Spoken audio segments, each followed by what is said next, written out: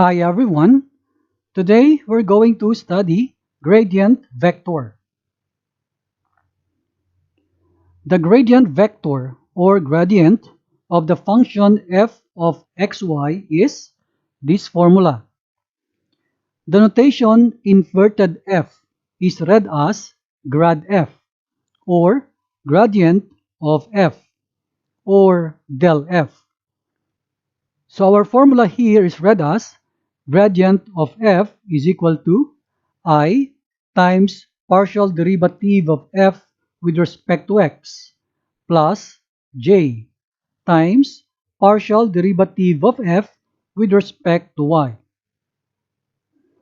For differentiable function f of x, y, z, the gradient of f is grad f equals I times partial derivative of f with respect to x plus j times partial derivative of f with respect to y plus k times partial derivative of f with respect to z.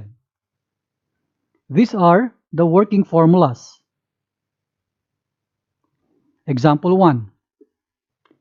If f of x, y, z equals x square y minus 2y square z power 3, find grad f at the point 1, -1, 2. Let us write our formula for the gradient of f. Now step 1, evaluate respective partial derivatives and substitute corresponding values. Let's begin with the partial derivative of f with respect to x. So the partial derivative of x squared y with respect to x is 2xy minus partial derivative of 2y squared z cubed. So this has no x variable, so this is considered to be constant. Derivative of a constant is 0. So the partial derivative of f with respect to x is 2xy. Now let us substitute the corresponding values. So we have now 2 times 1 times -1. Simplifying this, we have -2. Let's proceed with the partial derivative of f with respect to y.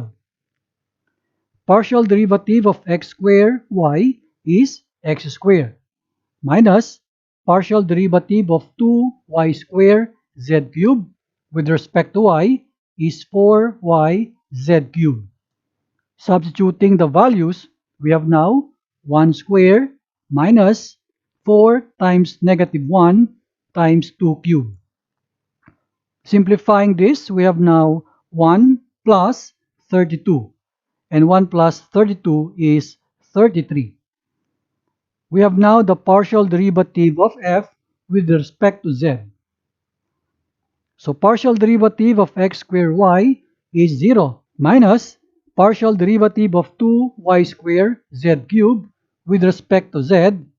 So this is now -6y squared z squared. Let us substitute the values. We have now -6 times the square of -1 times the square of 2. Simplifying this, we have -6 times 1 times 4. And the final answer is -24. Now step 2 is to substitute partial derivative values in grad f. So we have now grad f equals -2i plus 33j minus 24k. This is the final answer. Example 2, find the gradient of function f of x, y, z equals x squared plus y squared minus 2z squared plus z ln z at the point 1, 1, 1. First, let us write the formula for the grad f. For step 1, let us evaluate respective partial derivatives and substitute corresponding values. Let's begin with the partial derivative of f with respect to x. Partial derivative of x squared with respect to x is 2x. The other three terms here have no variable x, so all of them are considered constant. Taking the derivative, it will get 0. So the value here is only 2x. Now let us substitute the corresponding value for x. We have now 2 times 1. The product is 2. Let's proceed. Partial derivative of f with respect to y. Partial derivative of x squared, this negative 2z squared, the z, ln z will be 0 because there is no y variable. So the derivative of y squared is 2y. Now let us substitute the corresponding value. This is now 2 times 1. So the product is 2. Now, partial derivative of f with respect to z. Looking here, there are two terms with z variable, while there are two terms also without z variable.